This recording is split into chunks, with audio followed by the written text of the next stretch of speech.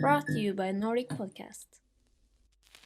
How people lost these are losing these and I love this, people are losing this habit of getting together and just tell the stories, just like Yes. even with the young kids in the academy, I keep telling stories and like telling other people's stories and let them keep going, and then suddenly Exactly. a couple of hours are gone and you're telling Exactly. stories, people are laughing so hard and you suddenly go into a nice subject and This was exactly how I was brought up in a way. right there. The story circle. That's it. Where everyone listens to your story. That's it. And then you relay it off in conversation. And it just keeps going. And it's not like people answer or tell their story to say something. No. No. People are listening. Exactly. And if you have like 2 or 3 guys that were in the same situation, then you start to compliment each other. Yeah. Yeah. People start to go. This is being lost. Yeah, that's it. And that's one thing that I love about the gym, for example, to be training and things like that. And then you have like from the 14, 15-year-old guys, they're kids that are training with us. So they've grown up with guys with family that's been doing this for a long time and telling different stories, like I always try to pull it a little bit more, Right. like you said, no, I like to talk and things like that. Man. But okay, real quick, we're here with a guy who actually doesn't really need introduction, but Eduardo Teta Rios, Nice. multiple champion European black belt in BJJ, multiple, like I can't even list the years, and you are one of the founders of Frontline Academy. Yeah, and not really founder. Right. But because when I came here, I was born and raised in Brazil, in Rio. Exactly. So when I came here, Frontline Academy was just recently founded by the guys that became my friends first, and then my students, and then we became training business partners. I love that. Right? I love that. So usually it's the other way around. You come for business and you make You your become students and friends, friends. yeah. But I feel it was the other way around. But that's a humble way to look at it. And also that was one thing that I felt like a little bit more drive to move out of Brazil. I never actually wanted to move out of Brazil. My teacher moved in 2001, 2002, 2001, I think. And Because your teacher was Ricardo Libório. Yes. Right. It's a direct line from the Gracies. From Carson Gracie. Yeah. Sometimes we sit together and then it's like,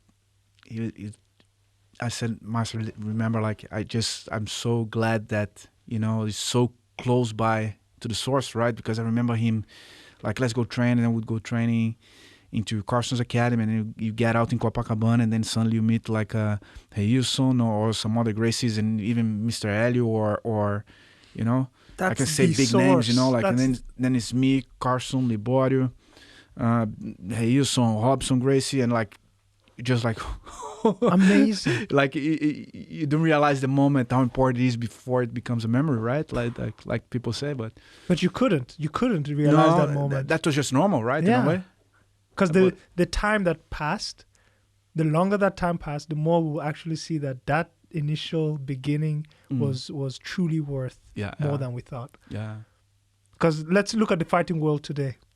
Yeah. It's bigger than many would ever think. And one thing that I see is that things that are happening here now is like the same directions almost of things that happened there in Brazil when I was growing up, 20, 30 years, because the sport is so new in Norway, Okay. The fighting world is getting bigger and it's getting better and things like that in a nice way, in many nice ways, one kind of bad way I could say, it is not bad, but sometimes it goes too far away from the martial arts point of view. It's becoming more professional, which is not necessarily bad. People need to make a living. That's what I make a living off. Right. But you can find a balance in a way there.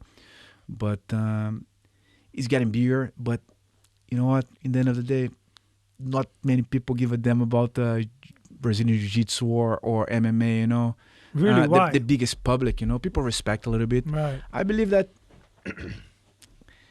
people, and maybe if you say karate, everybody's gonna know what karate is. Everybody's gonna know what taekwondo is, judo, They build up their names, they build up their thing, they took their way. I have we have some theories of what happened there and things like that, how popular it is. Of course, it goes to the movies, go to the cinema. You know, have Bruce Lee, have Chuck Norris, and all of that. You know, have different schools, and I think that I see, because sometimes it's hard to sell the product of Brazilian Jiu-Jitsu, you know, because if you don't do Brazilian Jiu-Jitsu, you're not really interested about Brazilian Jiu-Jitsu. If you look to people grabbing each other and you don't have an idea and understand what's going on, you know, it's boring. You know, sometimes it's boring for me to sit in the tournament all day. I've been doing this for years, you know, and watch some matches. I think it can be really boring to watch. You know, I believe. So I think that's part of not my work, of our work there in people that are being building up the sport here in Norway, right? This generation that's coming, you know, it is not gonna be overnight. We're not in the Olympics. It's not big tournaments, you know. That's crazy though. But I feel that's insane. That's not in the Olympics. As I said, it's not very much. It's not very attractive for the public, the normal public. You know what I mean? You see all the martial arts, they change. It becomes much more sport in martial arts when they go to the Olympics, right? Yeah. Right?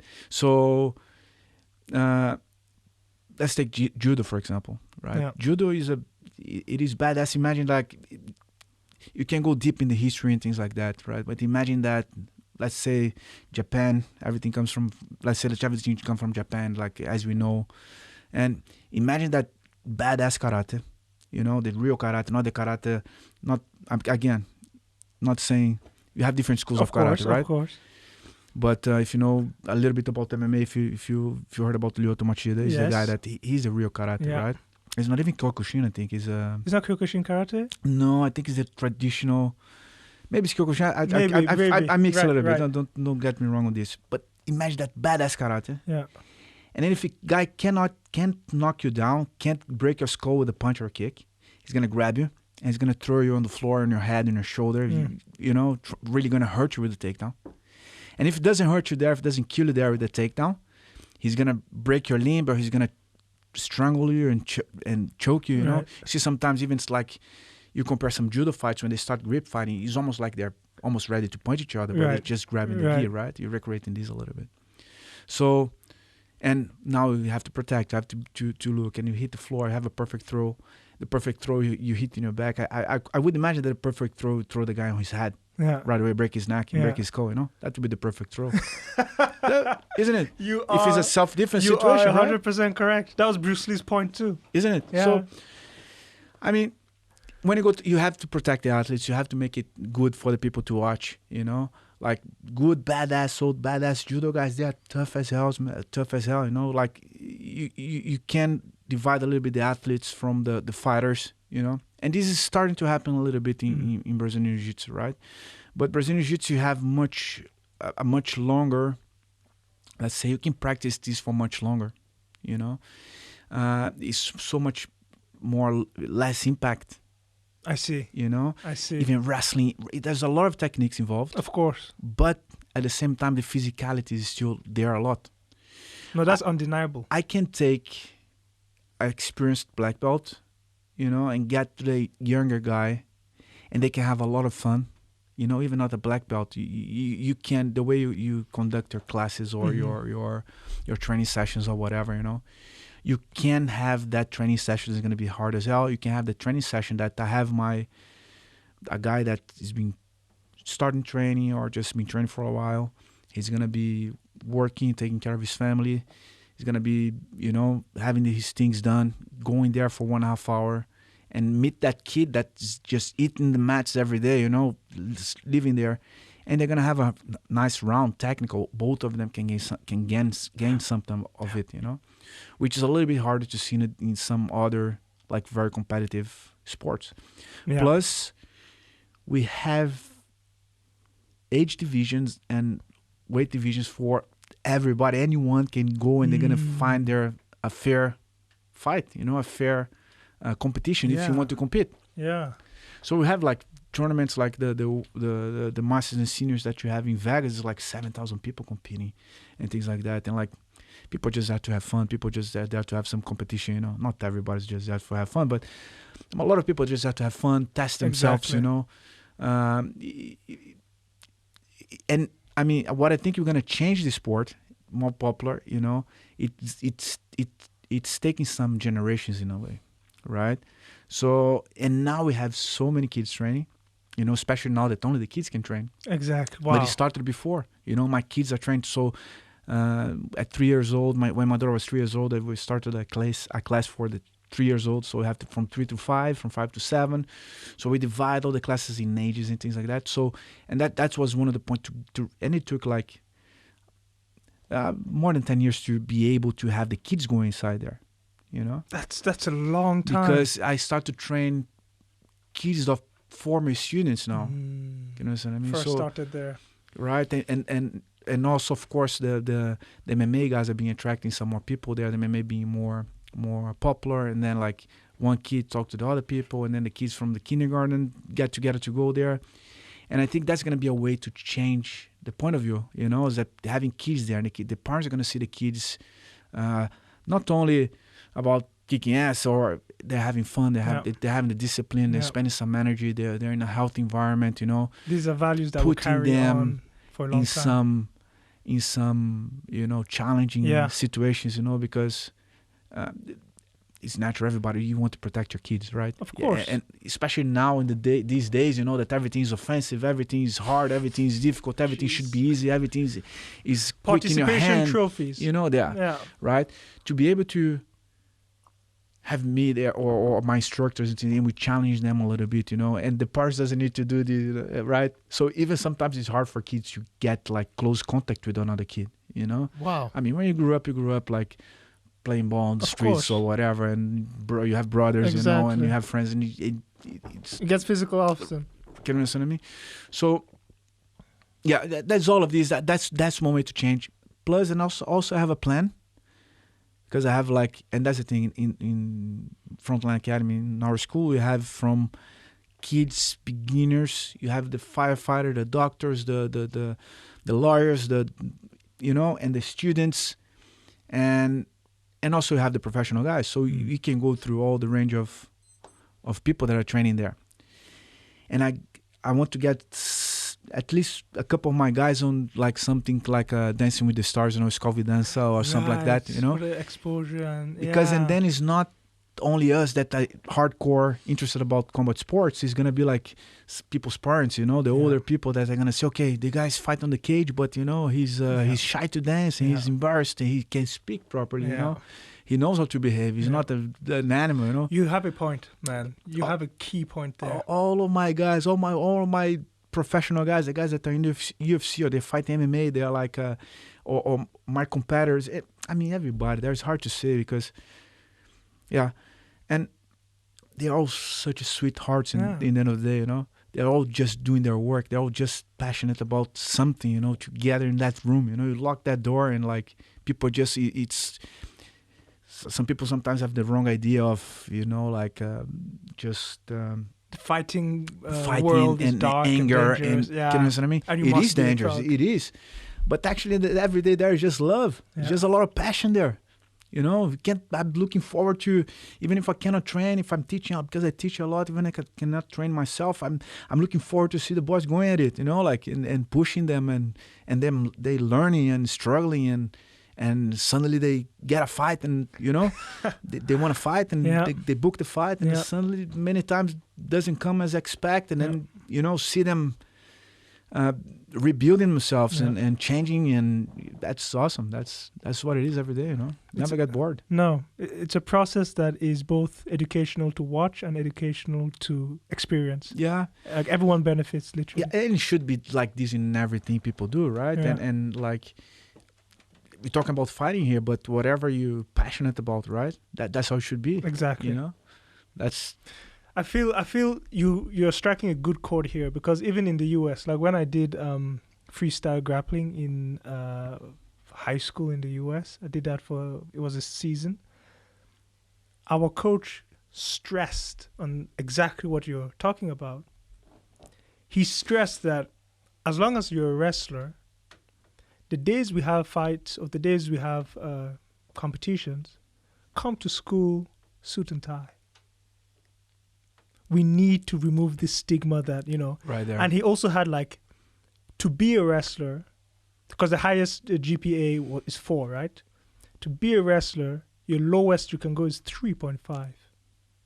So suddenly you saw what? The sharpest dressers and the smartest guys were fighters. Right there. So Molded it. when I grew up, like in the 90s in Brazil, whatever trouble was in the street, people fight in the nightclub or whatever, would be always related to Jiu-Jitsu fighters, right? Anyway, that was something in the media trying to work and things like that. Yeah, there was some trouble, but my teacher, for example, he used to tell us, we were at a very young age, say, guys, you guys are going to be the generation that's going to change this, I want you guys have to be the kindest, most educated people. Yes, sir, no, sir, please, excuse me. Didn't care much about dressing like this, because we're in Brazil anyway. Right, of course. But our attitude, we need to be the kindest, most educated people, but be ready to pull the trigger when it needs. Right. You know what I mean? So talking about bullying, or whatever, nobody was a bully there, but if you wanted to be to show that you're brave, you defend the people against the bullies. Of course. I see your point. Right. So it's a good opportunity for you to show your attitude, to test your attitude a little bit. Dude, but it is a I don't want to use the word ongoing problem, but it is a preconceived notion that people associate, unfortunately, fighters with not being people of high intellectual or virtuous standard, and it's very backward thinking. Yeah, because it's a sport. I mean, let's be honest. At the end of the day, it's a sport. It became a sport, but you can't imagine sometimes people, especially when I came here, even back in Rio too, there was this thing I don't know if people are not used to, push themselves like this. I don't know what it is, but there is a little bit, right? If someone see you with a broken ear from wrestling and things like that, they would call you a pit boy. That's what they call there in Rio, People would be afraid of in the 90s. Now it changed, everything changed. Right. Everybody's training there, everything is changed. Right. But there was a little bit, and most probably there was some people causing trouble. There was some people, you know what I mean? It's not and it's changing too. For some time was not nice to look too fit, too strong, blah blah blah blah blah, too functional in a way, and I remember to see some of the guys there that was training black belts for many years, people that I look up to in a way, and broken ears and lawyers or judges or something like that. And when someone asked about their ears, they would say it was judo. A couple of times in certain situations. So they would flip to judo. Because it's more acceptable than if it was Brazilian Jiu-Jitsu. We just call it Jiu-Jitsu at the time, You know what I mean? That's interesting. We say judo, wrestling or something like that, yeah. Because of that environment, they would be like, oh, what? You there with a... And there was something too, you would go to... It used to take us, in the beginning of the sport growing up, you used to take there was a period of time there, it used to take a certain special person to be into the academy training, and there was no future, no. Yeah, I see. You know what I'm saying? It was not a career. No. And to be that dedicated still. You know what I mean? So there was something there, But everything changed. Everything just shift and shift maybe with the generation of my teacher.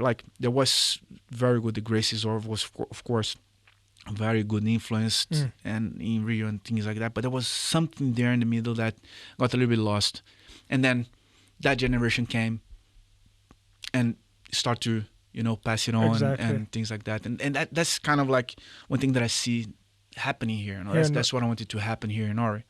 On that generation, for example, I have all these young boys that are dedicated as hell, and I bother them. I said, especially in Norway, I think we talked about it before, right? Especially in Norway, here, for me, don't take me wrong. I love what I do.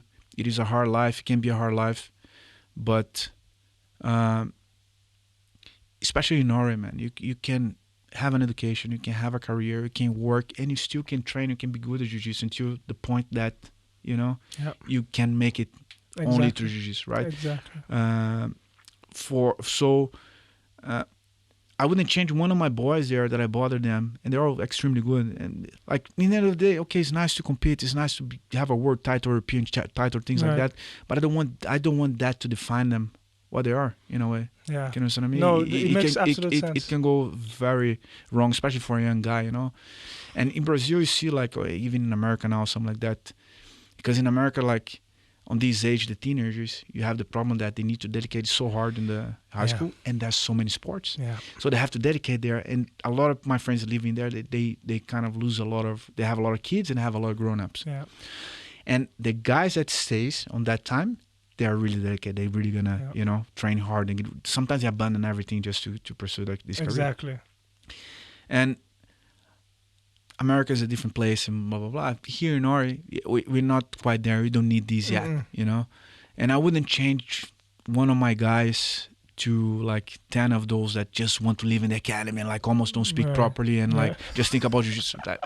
I know almost don't speak properly. I know some like this, you know, almost can't speak properly. Like they just like just want to train, you know, like what they're gonna do after they get the world title, the medal, you know, the medal's not gonna put food on the table, not gonna make them, you know, it's a very good accomplishment, but it is not everything. You know? It is not everything. It's not everything, and like here in Norway, you have the chance to do all of this. You know, that's what amazes me on this place. And like I tell them, you know, like sometimes I will go to the schools to talk to the kids and things like that.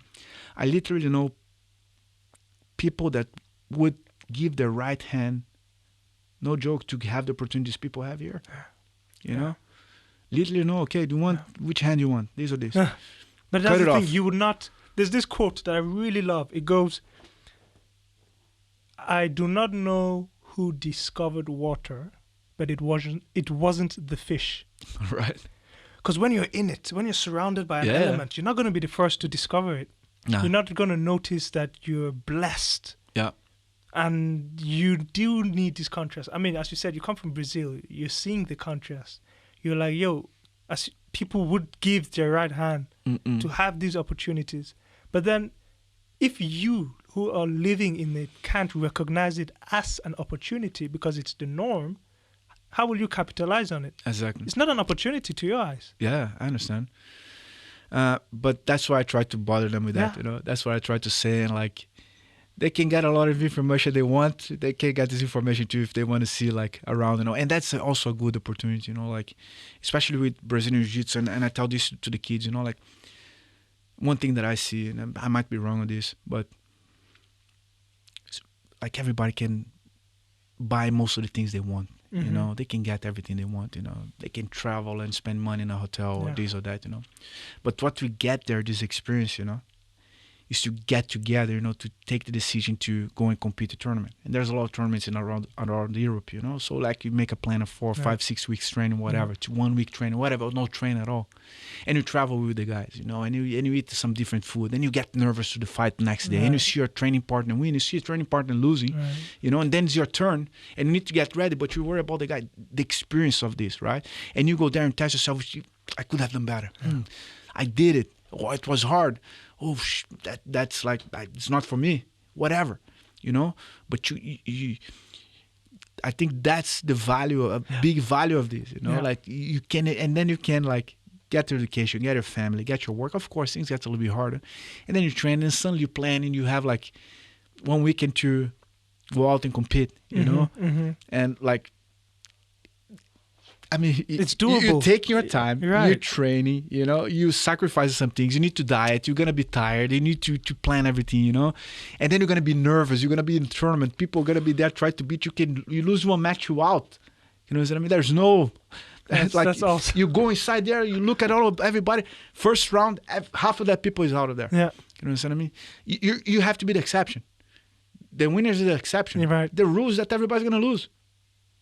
Right? Right. So, I mean, that's the experience you're getting. And then after you laugh about your what happened, what you did in the match, you know, and then you sit together and then like we're having this conversation because there's nothing, everything around you, you know, you with your friends and you're telling the stories again, you know. So this experience for me nowadays, that's what I want them to, because looking back, you know, this is priceless. It's what stuck with you. This is priceless, you know, like it literally is priceless, honestly. As you said, and in these circumstances that nowadays everybody has a phone, everybody has a nice phone, everybody has a car, you have a nice house, you live in everybody has a PlayStation, everybody has everything, you know, but you're lacking this experience in a way. Can you understand what I mean? We have to push them more, man. It is something. It's not only the trip. Sometimes you're gonna travel, so you go to Italy or whatever, and you travel for a week or whatever. It's nice, blah, blah, blah. But to be there, for some people, it's really hard to be like these 3, 4, 5 weeks, whatever, choose to train towards the tournament, you know. Sometimes it's hard. Every day is hard. All this experience, you know, like, and your mind goes on and off and up and down everywhere, you know. And you also have to perform at work. You have to perform home. You have to do everything. So all of these, that's it's not only about the medal, you know. Yeah. So nowadays, looking back again, there's a lot of silver medals and bronze medals that I value much more than many gold medals that I have. That's a quote right there. Right. Man. That is a quote right there. No, man. There's a lot of silver and bronze medals I value more than gold. Oh yeah, for sure. Wow. For sure. So many lessons, so many. But it is a process that, like you guys said, it took you a decade to get the kids in. It is a process that takes time to show people that there is value in this path that will add to your life experience. Mm-hmm. Unfortunately, it does take time, but hearing stuff like this is what accelerates that learning process. Yeah, I think that also that when people go through this and you see like, and as you said, like sometimes you don't understand because everybody's on this, you know, in this environment, everybody's on this, you know, I live for this. So I'm inside there, I say, man, I'm suspicious. I can't say it because I love it, you know. Sometimes I'm not training, just teaching tournament. I go to the tournament, I go and fight. Worst thing that's going to happen, I'm going to lose my match. Yeah. It's not the first or last time I'm going to lose a match, right. you know? Right. I mean? Beautiful. So that is genius. So it happened before. It's not that I don't want to win, that I don't care if I lose, you know? And that's weird, you know, competing so much with these. Like last time that I was, not the last time that I was fighting, but last Europeans that happened in 2019. Mm-hmm. No, 2020, sorry. Right. There was one in 2020? Yeah, it was January. Oh. It was January. So. The one with the British, I think. Was... No, that was later. Okay. That was September or something. Okay. That was January 2020. There was a Europeans in Portugal. Oh. And that's the thing. End of January 2020, like I think it was like 4,000 people competing through the week, right? So it's from white belt masters and adults and this and that. 4,000 people in an arena with like a lot of spectators also, right? People from all over the world in Portugal, in the same place. If COVID is hitting, man, it hit everybody there. Right, from there that everything came into back to Norway. That was the port. And like, and many times in the tournament, and like you have that extra effort, and your immune system goes down a little bit. Of course. And then everybody gets kind of sick 1 or 2 days after. So everybody was kind of sick 1 or 2 days after anyway. So, so it's kind of like, that is funny. That's a good hypothesis. But anyway, there, I lost my second match. But I was attacking all the time, but I was out of the tactics and things like that, and I ended up losing my match anyway. It was kind of like almost like something weird. I wasn't out very of body focused. experience. No, like I wasn't feeling it in a way. I was like, it's always like I'm coaching for many days, and I'm gonna fight on the last day, and my elbow was bothering me a lot. You know, I couldn't train properly, and maybe the weight, I have to cut a couple of kilos anyway, which is normal, but maybe I did it a little bit wrong. Anyway, but and I wasn't feeling it. And the day before I competed, I said, I can't be coaching anymore. I need to take some hours off, and I'm going to relax. I'm going to put my mind in place. And I relaxed. I put my mind in place. I said, okay, I'm good. I'm going to compete. And I was on the bullpen, ready to go and fight. And one of my students, hey, come on, you ready? You know, things don't affect me so much but like it's always like, yeah, you're gonna win, huh? It's gonna you're good. I see blah, your blah. point. I see And your point. this doesn't affect me so much, but this time this thing was bothering me a little bit, you know. And then one of my students asked me like, okay, you're good, you're ready. I'm not feeling it. I was like, fuck, why didn't they say this? Like, it just came automatically, you know? Like, I was like, right before I start the match, I said, okay, let me breathe. And I start to focus. Anyway, it didn't go my way. No. But this time it bothers me. It bothered me a lot, you know? Which is good. Because for some time I was like winning and losing. Like, yeah, okay, I did okay. Blah, blah, blah. I was like, you know? But this time I was like, It felt bad to win this time. It felt bad to lose. I mean, sorry, it felt bad It to felt lose. bad to lose, you know? Usually it didn't. Yeah. It feels bad. It sucks. But it didn't feel as bad as that time. Huh. I don't know why. And I said, okay, good. Fuck, I'm going to fix this elbow and I'm going to come back hard. Sometimes we need that bite, That's man. it. That's Sometimes it. we need that. First, I was so frustrated. Like, okay, that's good to be in this place now. Yeah. You know, okay, now I know. How was the elbow? Like, when was the surgery? So surgery was 5th of March. 5th of March. Just some, like, I never had any surgery before. My body's everything's in place. Perfect. But just some wear and tear, right? I believe that I was just reckless. I think I remember every time that someone tried to do an armbar on me and I didn't tap. And you feel like, sometimes even in tournaments, I used to, like, please don't follow my example. I say, okay, get into the semifinals and finals, you know? Because I think like this. Because it happened before both ways, right? I like better to go for chokes. That's my favorite. Because, I mean, you get it to a good place. And, like, training since I was a kid and things like that. I remember the bigger guys would give me the armbar or the foot or something like that to try to do a shoulder lock or arm lock. And they would muscle out of there or they would hold me or something like that, you know. And then even it was Carson who said that, you know, like, you're a smaller guy, you're weaker here. So if you know how to get to the neck, doesn't matter how big the guy is. If you put yourself in the right place and your hands in the right place, done. Either he taps or he's going to slip. You see? And then I start to notice that sometimes I could be like, for some time, like I've been through doing some different tactics in my time competing. So I would go just to go for submission, don't care about the points. Sometimes I would go more tacticals. I need to know when to pull which card in the tournament, right? So many times I was going more for submissions and things like that, and I would maybe be losing on points and don't care and keep attacking the submissions, and maybe the guy is winning on points. And I would try to get a submission on the joint lock, and they would pop their arms and they would escape, you know, and they win the match on points with the popped you arm. Understand me? Right. So it started to happen by my side, and then I start to go, okay, I have to go to the neck. I have to reach the neck, take the guys back, or reach the neck some different places. Anyway, for me, choke is king. I love the joint locks, but choke is king. That's it. So, I think I remember every time in training, because I start to notice that once they overextend your arm and it pops a little bit, or you feel like a fabric ripping, right? I think that's a ligament stretching or something like that. People let go. Nobody, because it's nasty, man. Because I remember that's what happened to me, you know. I would get into a submission, it's locked, they can't escape, and you crank it, you know, and you see the arm bending, and it's popping, it's freaking nasty. Just like, okay, you know, that's natural. You don't want to break anybody's arm. You know what I mean? So you're counting on that? I didn't count on that, but I started to say, okay, let me go. Oh, God, Eduardo. You see? I've never heard this But I need to be ahead in points, you know? If I'm losing points anyway, I would be like... Wow. I changed my mindset, you know? Like, I changed a little bit. My feet, like, you pop my feet. Just got the foot. Come on, let me get out of here now.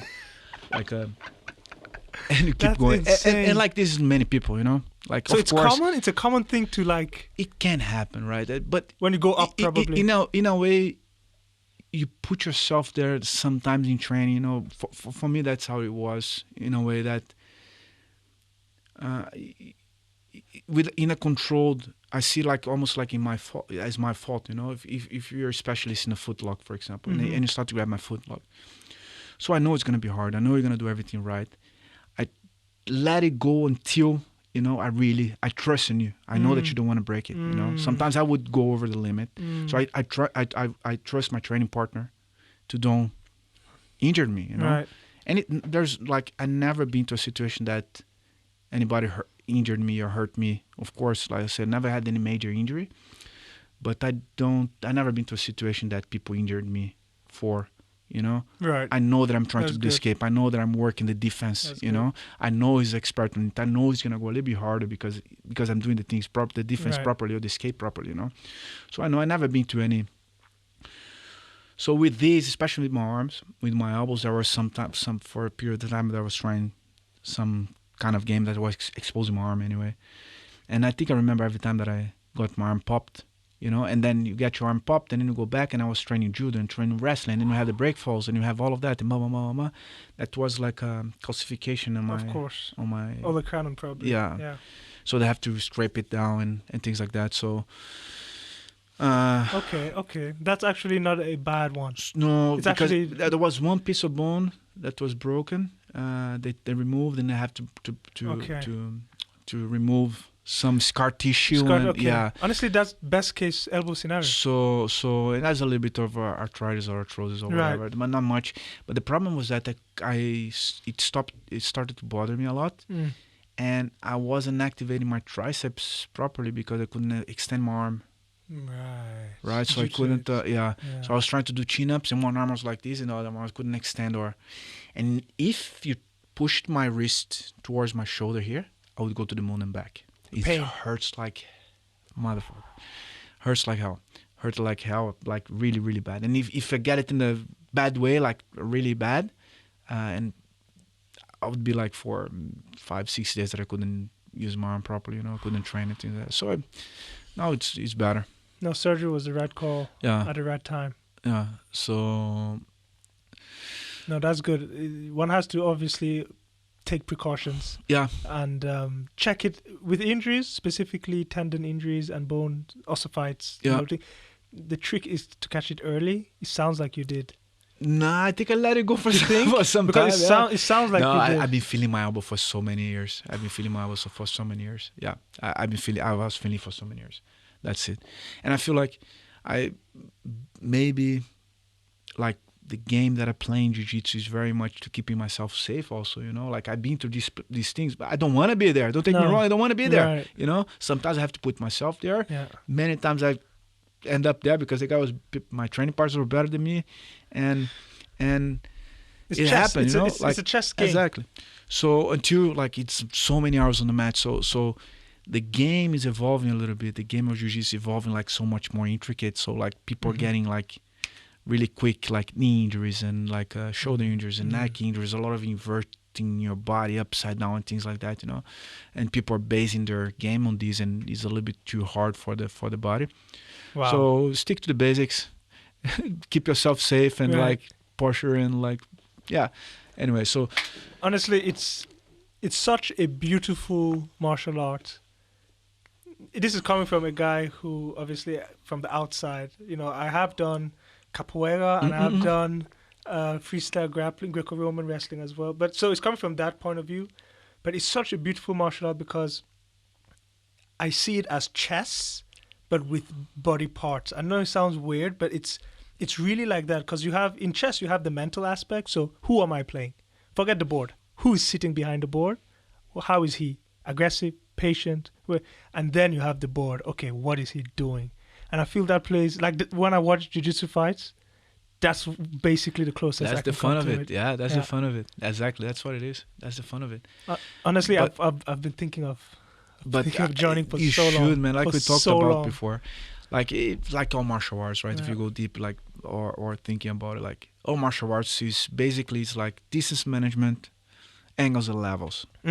That's what you're looking for, right? If Beautiful. If you're striking, if you're trying to do any grappling, even on the floor, angles, level changes, and distance management, right? Self defense is distance management, angles, and level changes. And exactly. if you need to duck a strike, or if you need to get close to clinch, or if you need to keep away to keep your distance, whatever. If you need to run, whatever it is, yeah, man. You need to run, you book it. Quick. You're fast? I run like this in zigzag. It's hard to... You're quick in zigzag. It's hard to catch me, that's it. That's brilliant. That's it.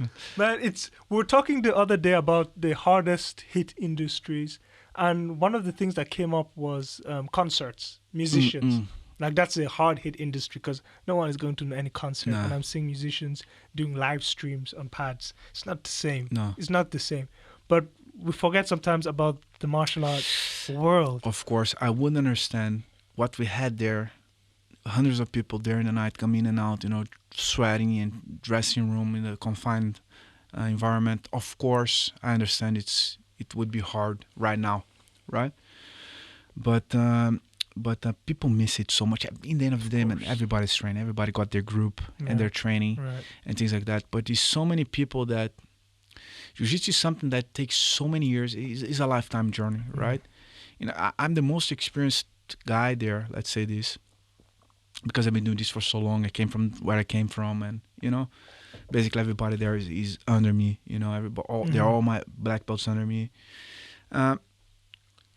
and like it is everybody's training, but they get there because they miss it so much. So they get together with some people that they know, but it's these experience, to be honest, sometimes I go and see the guys, go and roll with them sometimes, and like I've been working with some of my professional guys, which for me personally is so conflicting in a way, because I'm the one that's closing the academy, telling people to don't train. I see. And I have to end up, because they're all also my beloved friends here. Right. They're like, I'm here for them. Yeah. In Norway, in a way, of course my family, but I'm here for them. Yeah. And even though they're putting in the work, if they don't have the experience, I'm not saying only me, but if you don't have someone more experienced there, they don't develop so much. They don't like. Some people are like, sorry to say these guys, if you guys are listening, but some people got even a little bit worse. It's different than being in that place with someone taking care of you and the energy of everybody, the human material that you have there, exchange information and all of that, And I end up having to, and I also have to train, working with some of my professional guys. They have fight booked on the UFC or some other different, and I need to be careful to be working with them. I need to be careful to don't be like. That's very true. You know what I mean? Because they can true. call off the fight if they got tested positive, and they need to be careful. So everybody has a certain commitment to. But at the same time, I don't think that my professional guys are more important than the kid that's training with me, that even if he's a student or whatever, but he's thinking about having his black belt someday. He's thinking about, competing major tournaments. He's thinking about getting his black belt someday. Some people that get from these and they're already like brown belts, young fellows that love jiu-jitsu, maybe they want to get the black belts and become instructors. They open their own academy and move away from Oslo and go to another place. And it's so conflicting because I think I should be helping them the same way as I'm helping. Like even more important is that guy that I was talking about that has his family, has his career, and that has that 1.5 hour, that is gonna be side by side with these kids that are killing outside there, and still having a good time, still having a good training and learning, and having a workout, mentally, working mentally, and like. Anyway, it's a huge value to specifically those people, even though outside it might not look like it, because in a way they're not even pro, they're not, but for them it matters the world. When I see that's for example one guy that some guy I used to teach a class that does a class there Tuesday and Thursday that's basically just more like a relaxed class. Nice. Most of the classes are like we have a schedule, we have a curriculum, we have a program, we go through these, we go to that, and we have the advanced class that everybody goes vigorous, right? It's more like bam, bam. Exactly. And Tuesday and Thursdays, it's more like you go there. That's all levels.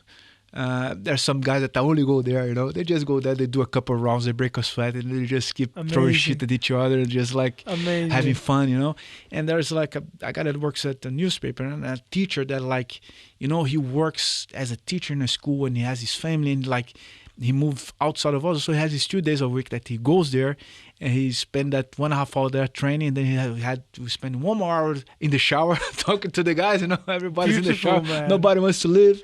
Everybody's in the shower talking shit.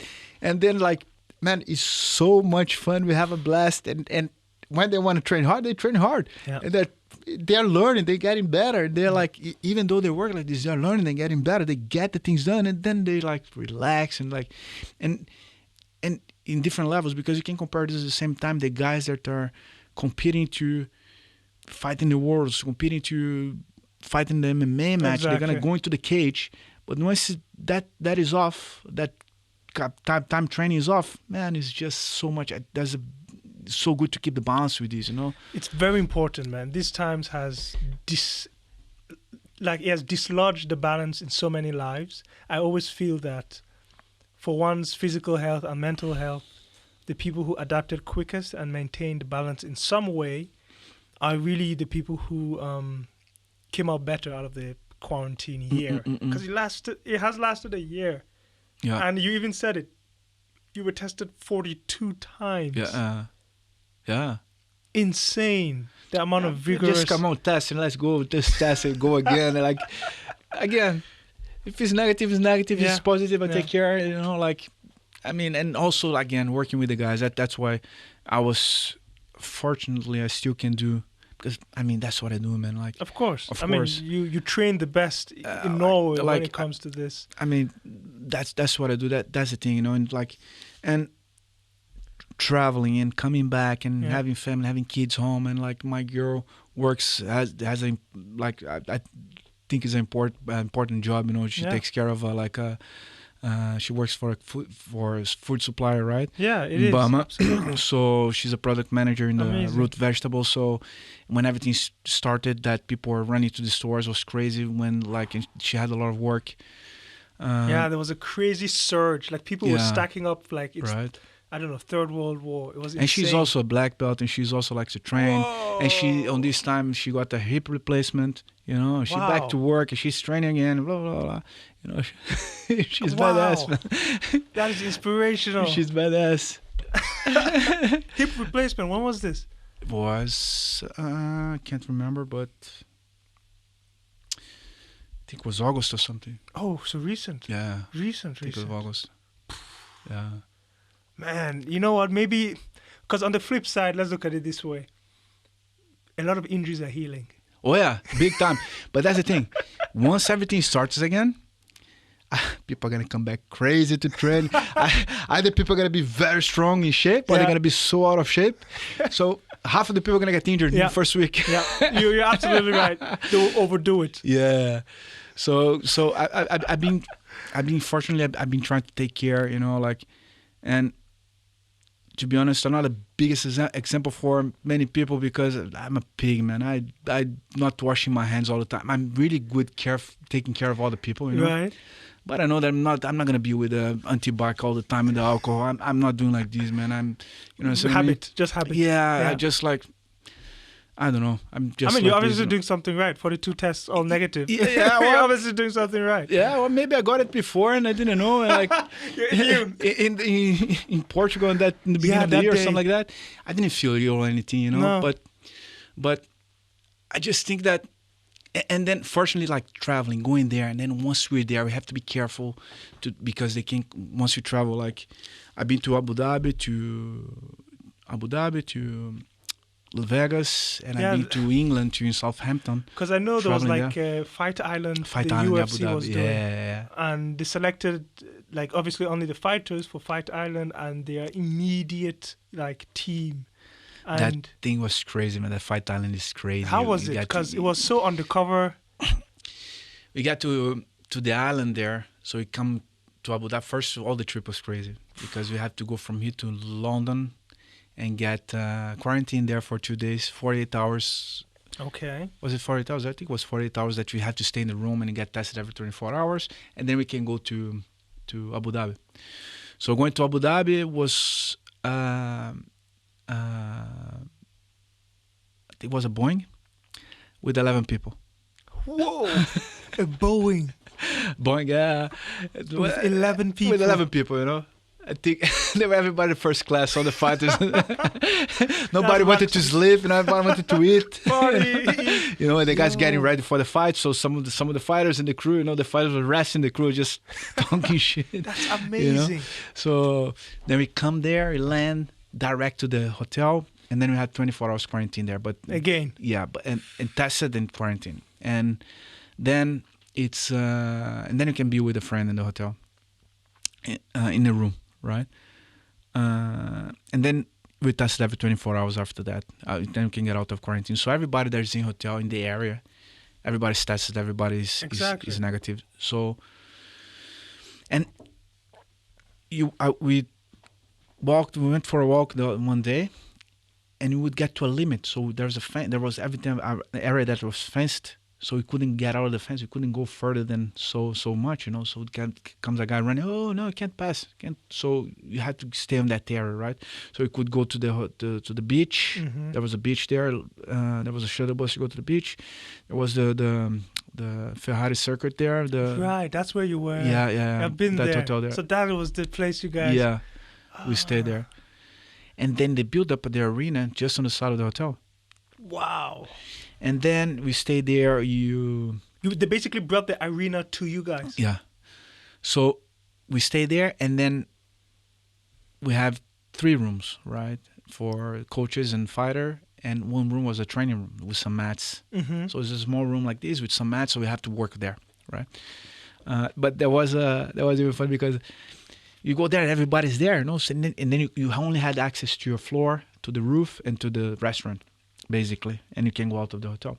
So we couldn't go. No. But then I meet some other coaches and some friends from Brazil that are there. And then the guys are doing their training. They're just like fight weeks, so you're just maintaining and things like that. You're cutting weight and okay, let's go train. So we train our crew together, and also because only with us it was like Jack, Kenneth Berg, Joaquin Tollefson, Mosson, and Christian Bastielson. That was making there was a video maker, you know.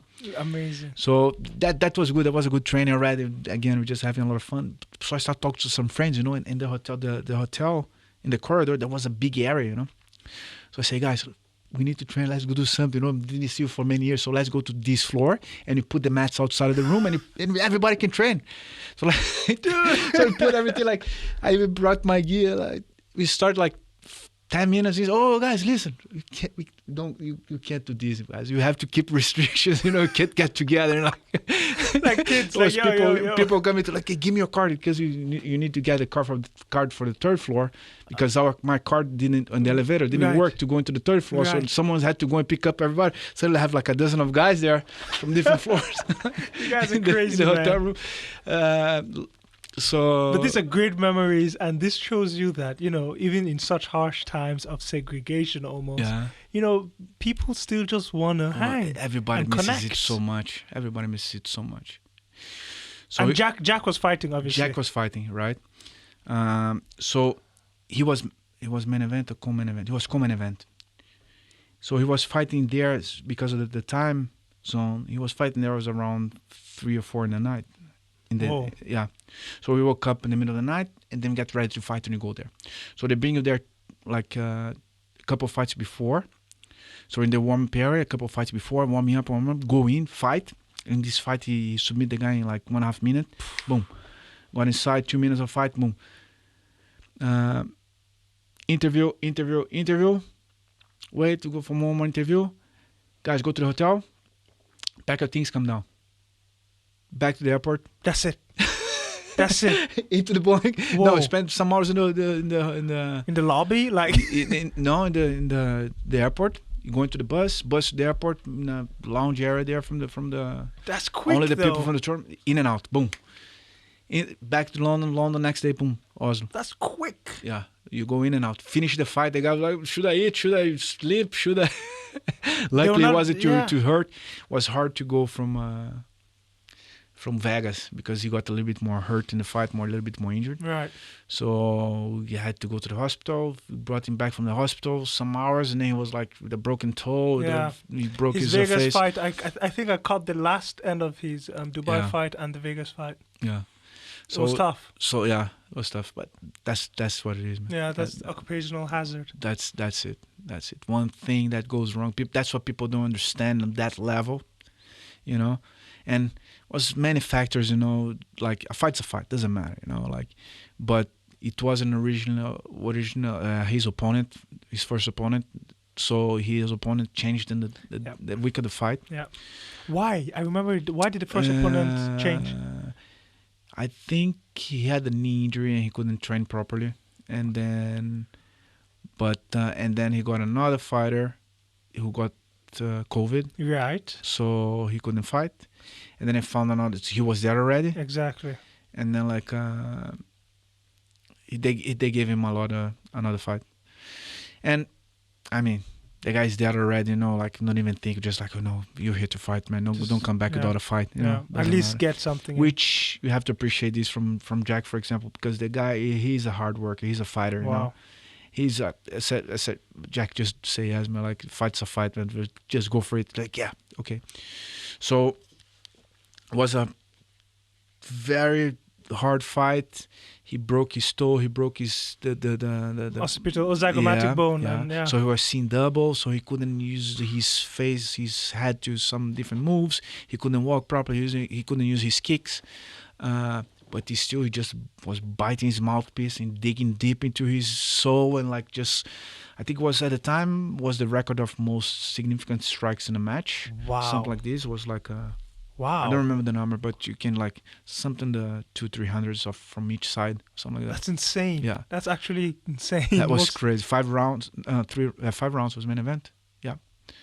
So on the first or the third round, the fourth round, he thought it was the third. He said, it's 2 more rounds. I said, no, it's only 1 more. No, I want 2 more. He said, third, I have 2 more. I can't go. So no, man, take it. It's only 1 more. But, wow. So it means he truly had a lot in his tank. And not only did he have a lot in his tank, but the injuries, the disorientation. That guy, when it's about, he's the sweetest guy I've ever seen, ever met. You should bring him here. Dude, the next it would time. be a pleasure. He's the cool sweetest guy, both of you and here, his history too. Talking about the resilience to, like, as I said, nothing from him was quick like that. Nothing was easy. He got to live in the academy actually. He didn't have money to buy food for him. Wow. He was getting the bottles in the academy, then to get like a havregryn and some rice and some oatmeal and rice. That's and like insane, man. he was working a pet shop. He was working the reception academy. He was teaching classes at the same time. He was training, competing, and fighting the MMA. These are the stories that for some reason get glossed over. People just see like him there, like nowadays. And I said, like, for example, I said, man, go to this. I can put you in this. I said, no, I can do this after I retire. Right now, I want to fight. Yeah, okay, he's that mind. So he was fighting now. When was it? December. And he broke his face. He broke his toe. So I don't know if I can say, but anyway, but he's gonna fight now in May again. Do we know who? You see, yeah. We can hold back the release. Admin, I forgot his last name. Look for the fighter. Admin, he's ranked number 11. Admin, I just don't know how to pronounce him. So we'll find him. Admin. Good young boy, like 22 years old, something like that. 23, wow. Really good. It's a good match, very technical, very. What weight class? Welterweight, no, middleweight. Middleweight ranking. That's it. 2000. Admin. So now you're gonna pronounce his last name. Shabanskis. I don't know. You can go FCTRL. Let's go down. Find. There. You've started already. Yeah, there. No, this is still Chris Weidman. Admin Shabans. You see it? What number? But number 12. But I think he's on number 11 now, but I'm not sure. No, I think that's it. Admin Shabazian. Number 12? Yeah, Edmund Shabazian. Edmund Shabazian. So that's who Jack Hamilton will fight. Yeah. And I mean, he could be waiting. He's not ranked number 6, He's getting a guy that's under him in the rankings, Mm-hmm. He could stay there, train, recover, like that. He's a machine anyway. Jack is a machine. He's always trained. He's always healthy. I tried to give him a chocolate after the fight. A chocolate? He doesn't want. No, if right he after wants, the fight? right after the day after. I mean, whatever. Like, after the fight, he come here. We land in Gardemont, whatever. Have a chocolate. Have a candy. No, he's training. Like, he almost doesn't even take a freaking paracetamol. Wow, he's just extreme. Like boom, boom, boom. The. I remember when he fought in Brazil. We were in Brazil fighting, mm-hmm. and like, he broke a rib there, and he ended up finishing the fight. He broke a rib and he kept fighting. This guy's an animal, man. And he thought actually that, and he anyway, if you have to watch his fight. So he breaks his rib and he keeps fighting. He comes back like from the second to the third round. Mohsen Bahari, the other coach there, the striking coach, he's a freaking monster to my jiu-jitsu, like great person, great coach. You should also bring him. One of the best welterweight I've ever seen fighting and training.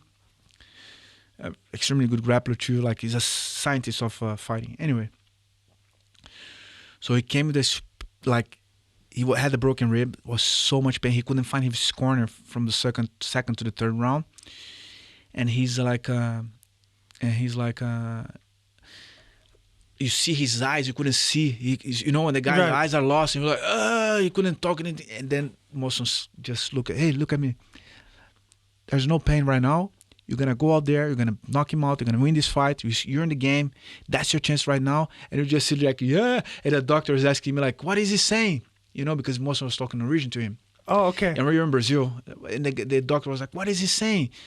Because the doctor wanted to stop. And I was like, this is in the break of the rounds, right? So I'm talking to the doctor. Mohsen is talking to him. I say, no, he's gonna keep going. And I'm listening. I'm just listening to the Norwegian. No, he's just asking if he's okay. And then Jack's like, and then I say, he said yes.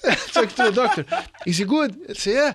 And then when he lifts up, and the doctor look at him, he's like, he's back, Right. Yeah, no, I'm good. So he runs into the guy, and the guy's also like a legend. Like he's a very experienced fighter, a Brazilian guy actually. I know the guy. Been competing against him. Who was he? Thales Leites. Okay. I competed against him before. Like he's from kind of like a good friend, almost a good friend. But I respect the guy a lot.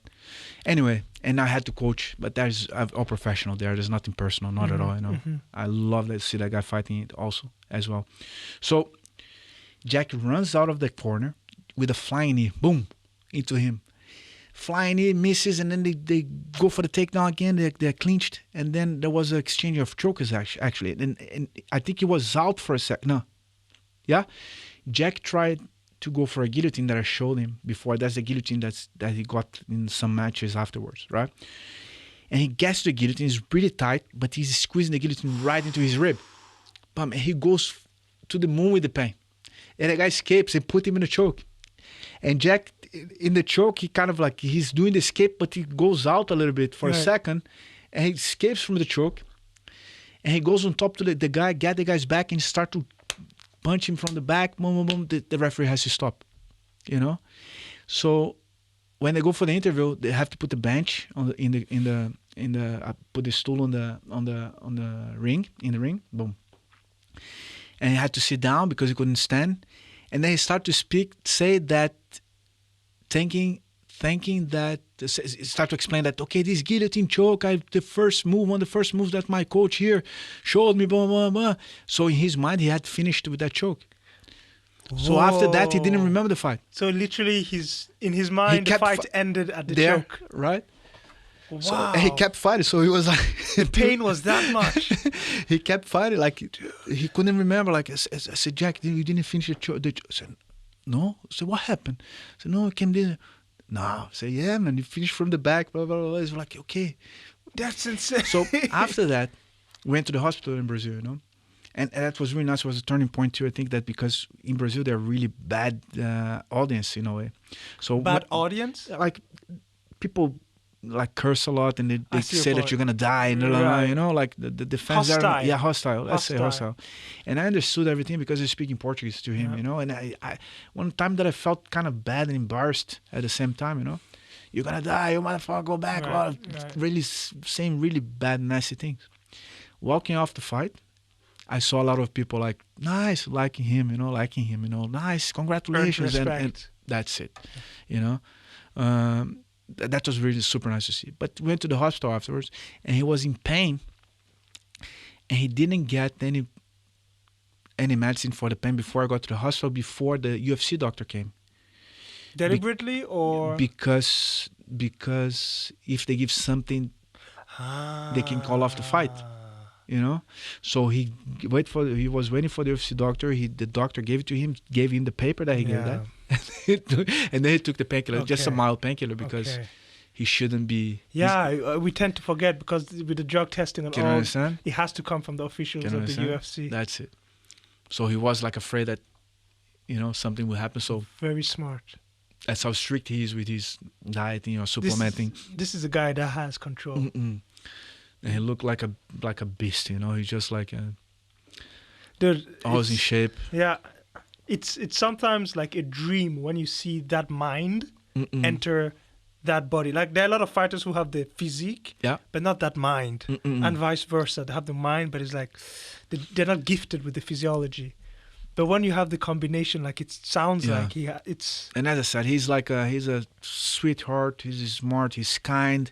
He's like, man, we travel with the guy for the fight week, and he's only watching romantic comedies, in the room, and like, How I Met Your Mother. I'm like, come on, man, let's watch something. Like, watching romantic comedies, and like everybody, if you watch the vlogs that he made, it's so much fun, yeah. with the guys. It like, looked really good. It they looked really like these are the things that need to be out there more. Yeah. We need to see more behind the scenes from the fighter's perspective. Exactly, but I think that's shifting these for sometimes the fighters, they used to like to present themselves like this, like like crazy guys, the rock and roll, playing hard and blah, blah, blah. And that's one thing that we're not worried about, because that's what it is. You don't need to do anything, right? So that's what we wanted to show, to present. Exactly. Like everything be more mild, to understand that Serene, that's what it is. calculated, That's it. community, That's support team. That's we really got that vibes That's because I saw it on his YouTube. And you see, man, the guys, they go at it. You close the cage behind their back, and they go at it, and afterwards, it's all good. They shake hands, and they worried about each other. Like, you okay? Like, how's it going? Good fight? Not good fight? Sometimes there's some things that go personal, but usually these gets into the way, right? It When really it goes does. personal, yeah. It really does, and it also like sportsmanship is honestly keeping that sacred Mm-mm. is necessary for the progress of any sport. Definitely. Of any sport. This is like in Jiu-Jitsu, that's what's really nice, because of course in the cage too, but it's not everybody that's going to step in the cage. But once you're doing Jiu-Jitsu, in your level, in your weight class, in your age group, or whatever you want to throw yourself at, and like that's what it is for me. That's what I try to pass to my students, and that's what most of the people is. Once you go into the 4 lines there, there's nothing personal, man. You can I can be fighting my best friend there. If we need to bite each other too, that's fine. There's no problem. We stay there, we fight, we argue. We does some squeezing here, squeezing there. It's gonna be painful. It's gonna be uncomfortable. Right. But it doesn't matter what happens inside of the 4 lines. There stays in the 4 lines. I love that. That's it. That's it. We go hard as hell. The thing is, specifically in grappling, martial arts, jiu-jitsu, like, I think that there is a level of humility and respect that is not found in striking martial arts. Mm. And I'll say why. When you spar with striking, you are holding back. Oh, yeah. When you grapple, to a certain degree, you are not really holding back because you can feel it's That's checkmate. And your best friend, that's the one that you're going to go hard with. And that is why you have to be humble. That's it. Because you will leave the mat knowing that you have failed. It's clear. It's reality checks all the Exactly. time. But in striking, you might leave the mat thinking, Yeah. nah, I had him. I'm holding back. You kind of, that's it, because it's kind of hard to punch someone in the face, right? Yeah. Kind of punch him in the face. So it's like, it's unclear Like, who won, really, can you understand during what I mean? spar. Of course, there's the techniques. There's course. all the training, the technique, the drills, the learning, Of course. the evolution of it is, right? But that humility is if not these there. things, when it goes for real and the shit's going down, Yeah. that's hard, and Yeah. that's the difference, like in the jiu-jitsu, and I mean in every good martial arts school, and people say like, again, going back to the kids in the academy, Mm-hmm. right now I have a lot of kids in the academy, again, I'm suspicious to say what's the best martial arts for the kids. Of course, jiu-jitsu is very good as long as you're in a good school. It doesn't really matter if you jiu-jitsu, taekwondo, karate, whatever, You know what I mean? I would prefer jiu-jitsu. Of course. But My if you brothers have- did karate. if you have a karate school when you're a kid or whatever, if it's a good environment, if you have the martial arts way, at least a little bit, that's what it's worth. Exactly. You know what I mean? It's Exactly. And it's honestly, I truly believe every child needs to go through martial arts at a young age. So not when you're 14, 15. I'm talking about when you're like 4, 5, 6. Yeah. Because the foundation that you get to build all the other sports on is a foundation of structure, discipline, and time. With martial arts, it takes time to get better. You can't rush it. You can't rush martial arts growth. And this is let's say, a virtue that is translatable to anything you do in life, in school, jobs, relationships. It's transferable. So by learning it in martial arts at a young age, you will have a gift that you can equate to other things. Another sport that is like that at a young age, I would also say, is gymnastics. Exactly, yeah. So these, perfect for kids to start when young. It's not about competing or not competing. Exactly. It's about the side effects, you could say, that you get from it, the positive effects. Definitely. The younger, the better, man. I agree. Every kid should learn how to fight, how to swim, maybe ride a horse, something like that. Yeah. That's basically. We live on a planet with 70% water. You got to learn how to swim at least. That's it. But you have kids of your own too. Yeah. And they're obviously in this, right? Or not yet? Like, what are the ages? Like my daughter's going to be 6 and my son is 2.5 years old.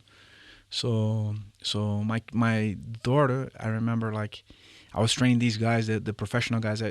Basically, like, we have the schedule in the academy. So basically in the mornings they train like the competition, like the hardcore training is basically in the morning, right? So she didn't have a kindergarten for some months before she was 1 or around she was 1.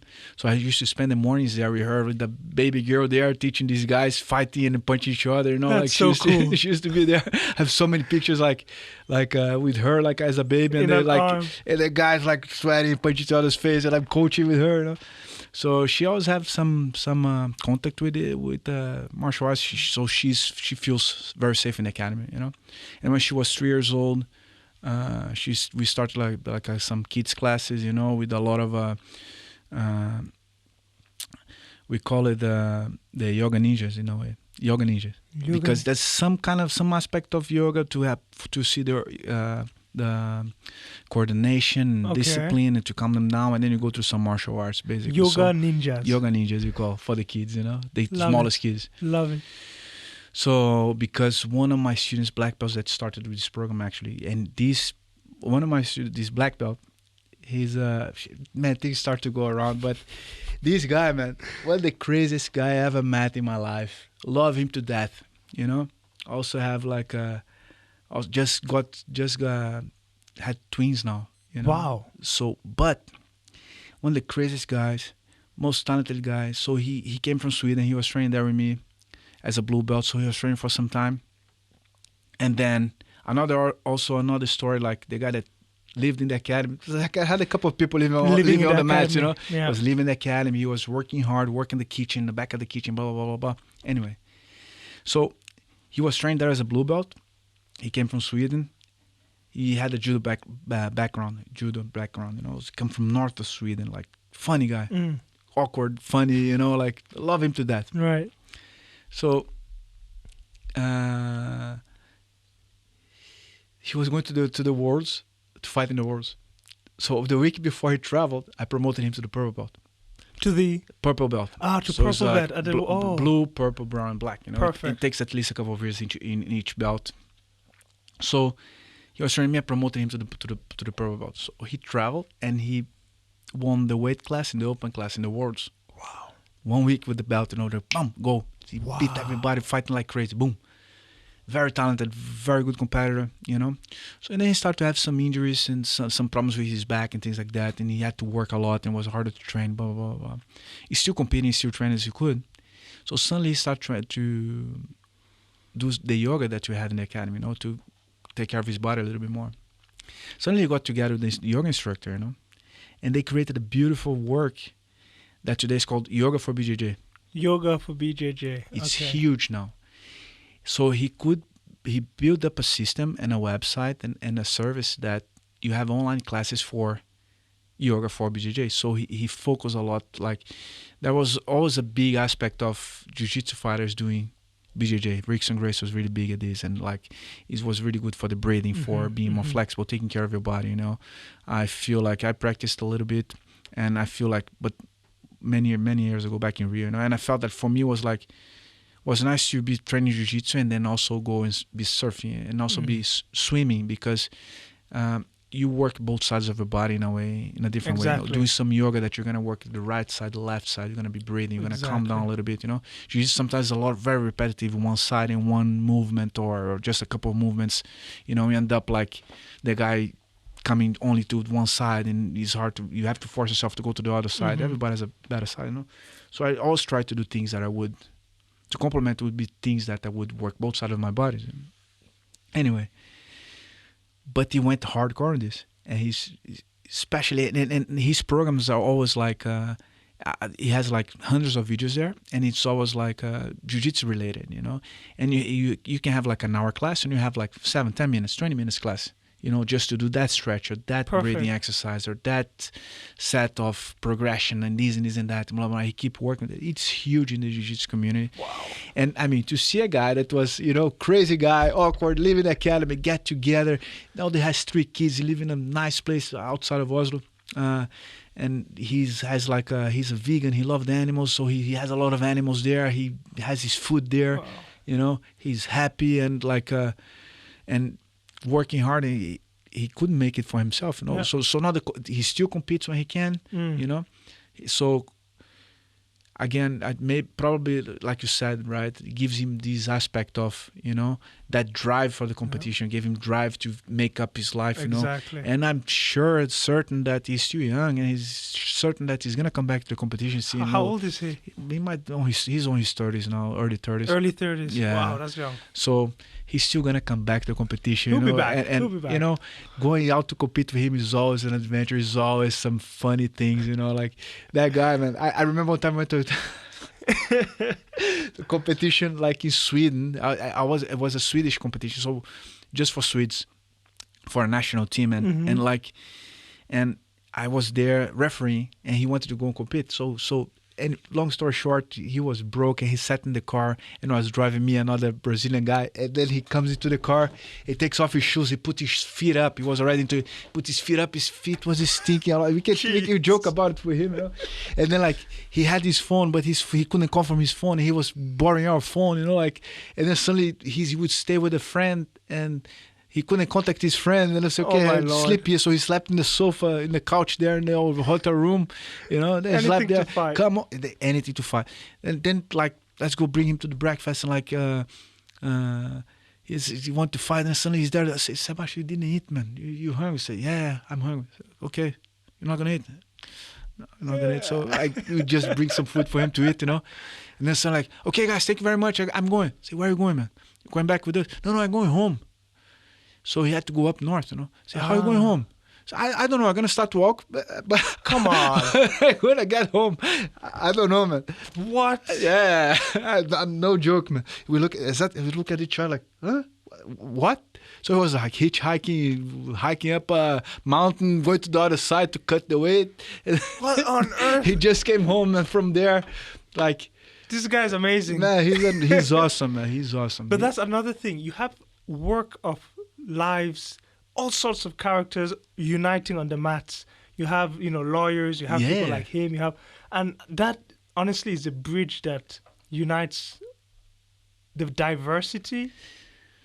It's lacking in other places. Yeah, it really is. Once you get there, it doesn't matter which car you're driving. It doesn't matter how much money you have in your bank account. It doesn't matter, you know. Your day job or no job. Can you understand what I mean? It doesn't really matter. Everybody there's in the same goal of getting better, taking care of each other, and evolving the sport, you know, and having fun, or breaking sweat, or taking care of yourself, you know.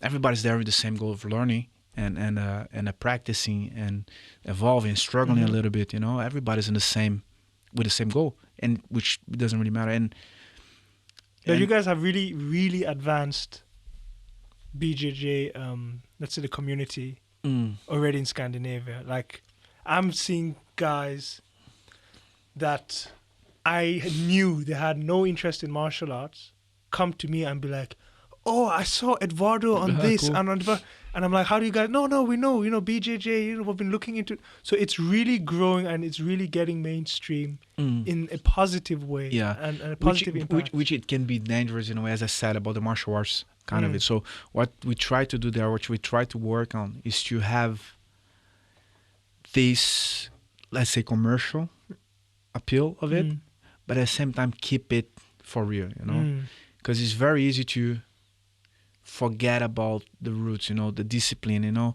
For example, we got to a point there, talking to my instructors, and like I ask certain level of discipline of the students, from the competition team and for the regular classes, I want the competitors to be example. They can't be for the other, let's say the normal class, the guys that are dedicating a little bit more than other people, that the hobbyists, let's say this, which is the majority of the academy, most of the, even if you see in the tournaments, if there's from the federation, I think something the 90% of the people that trains BJJ trains for a hobby. They're not gonna be competitors. They're not even gonna maybe they're gonna try a little bit, but they're not gonna be avid competitors. It's not in their plan at all. Can you understand me? So it's a very small percentage that professionally compete almost, or they're gonna be competing regularly.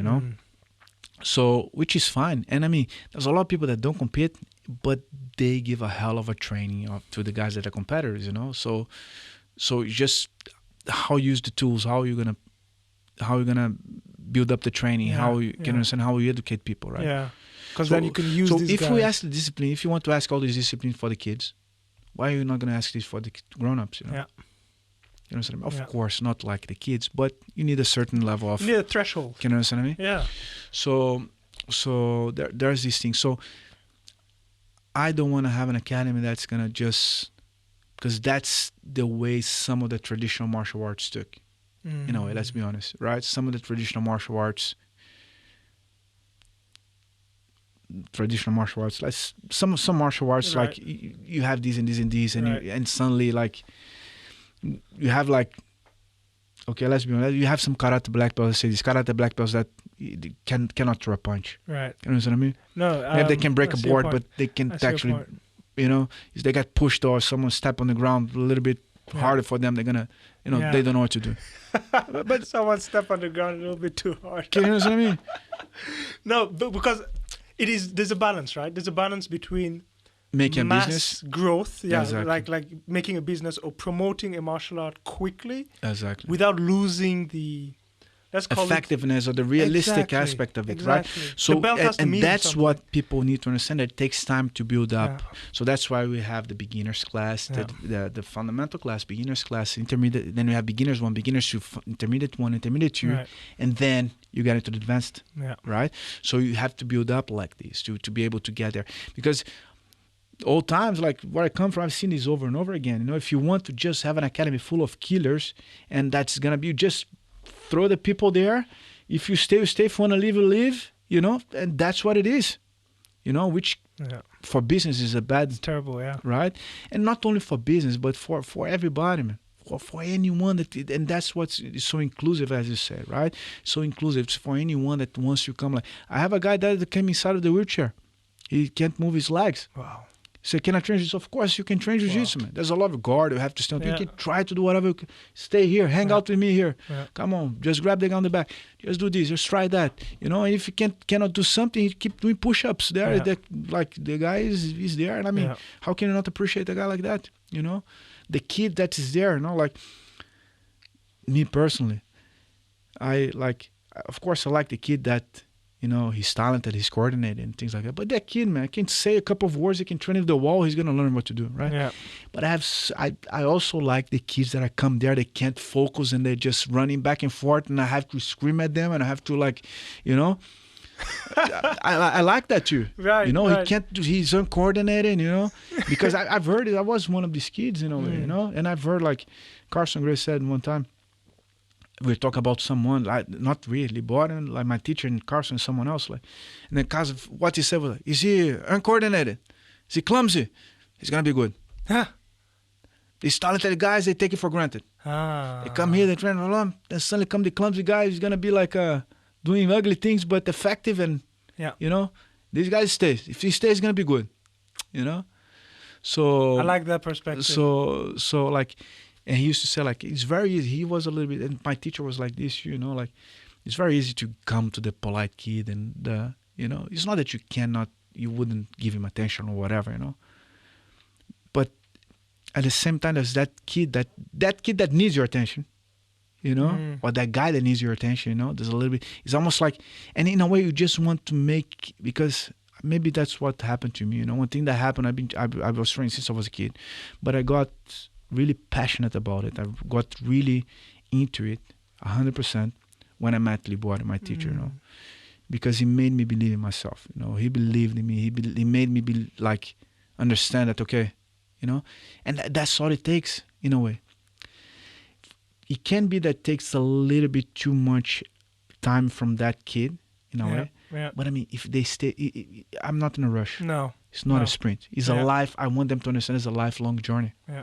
I want to be 90 years old and be there on the side of the mat, you know, like, oh, do like this and do like that, even if I cannot roll myself, you know, do like this, do like that. And as long as they stay there, you know. I see you're not only passionate about doing the sport, but you're also very passionate about teaching. And you teach such a wide range of people, both in terms of their age and their experience. So what would you say is your strongest suit as a teacher, specifically, you know, being a student of Ricardo? As a teacher, I'm not sure, man. I'm like, sometimes I wonder if I'm a teacher, you know, I'm not, how can I say? I just think that I love that so much that if someone can understand what it is, you know, my work is done. Then they can go with their own legs there, you know. They're gonna walk by themselves, walk their way, you know. That's what it is. I just want to understand, like, that guy that, you know, like, as any sport or whatever, but he's a little bit more, maybe it's a little because the contact that we have, you know, so much contact that you have together. But to see, like, because once I'm there, some people get into the match like smelling like cigarettes, you know, say, what the hell is this? You're smelling cigarette, man, you're training, what doesn't make sense? And then the guys quit smoking, you know, or that person that you see, they change a little bit and they change their habits a little bit, you know, they're like, they start to eat a little bit better, you know. It's not me that's saying this. Once you get into, is the sport, is the martial arts that, you know, is that environment, that group of people that, you know, it's like a fire that burns away any dead wood. That's it. It's that you're sleeping a little bit better, that you're eating a little bit better, you know, that you're not going out in the evenings, so going hard on the parties, or you know, is that you're treating people better in the street, you feel better about yourself, you know, and you go inside of the academy, you know, and all of these small things that it is not because I'm saying, because I'm telling them to do it, you know. I think that environment drives it. It does. People to do this so much, you know. It really does. Like, for example, I saw Libório to do this, you know, like, and that's kind of an exercise that I like to do it myself, you know. Like, I don't think I even like talk to many people about it. Sometimes I do this with some of my students, and sometimes I go out on the street, or I have to go out to the street, I have to do something, and I try to just like, if I see something nice, I would just go make a compliment to people that I never seen before. That I know. You know what I mean? So how did they react? Very well. That's usually there's no problem, you know. Like, just like, of course, depends on the setting, but don't go like sometimes I go like crazy, but anyway, just like make a nice compliment to a couple of people, you know, just 1, 2, 3, and then like things change, you know, like. And it's an exercise for me too, because I don't know, especially like different languages. I speak English to people, and that people like, anyway, and like in Rios like this year, but I never told them, and I'm telling this, but sometimes people don't get it. Like, even if I'm just buying something, you know, just thank you very much, boy, you're looking good today, like, or whatever, you know, like, you know what I'm saying? It changes not only our perspective on what we're doing here, whether you're a fighter or not, but it really centers, I believe, why we're doing it. You know, the why. It's very easy. Like, before Corona, things were moving so fast. Yeah. The day was really spinning. A lot of people complaining about how life is going by too fast. But you need certain routines in your day that, like the pandemic was a huge pause button. You need routines in your day to be pause buttons. And a very good pause button that breaks the automatic transactions between humans is random compliments.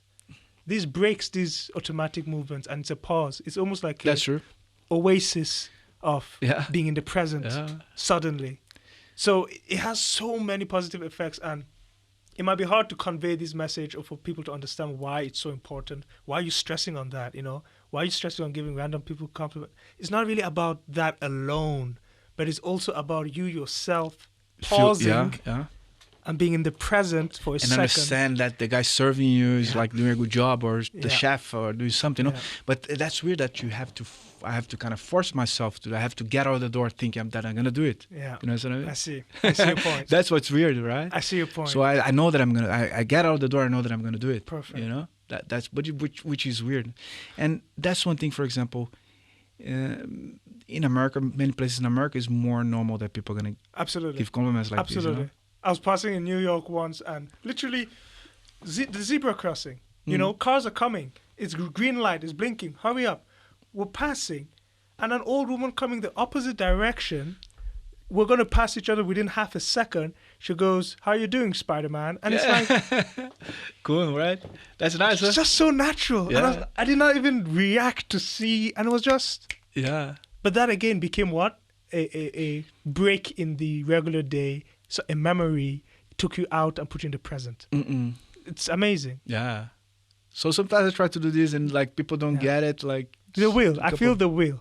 They will slowly get it. It takes leading by example, like you said. And then you see, once people comes into the academy, right, that you start to treat Yeah. people more like this into the academy. Yeah. And then I try to transfer these in the academy, from the academy a little bit more to the street, you know. Perfect. So I feel if you had to summarize your, let's call it your mantra or your essence into a sentence of what you as a father, a fighter, a teacher, a student, what you're really trying to distill, like the purpose, what you're trying to let your students know or leave behind even, what would you say it is? Like, what is the goal? What is the legacy almost? the legacy, I think a lot about the people that paved the way for me, you know, like I don't know if I'm answering this correctly, because I never thought about this so much, but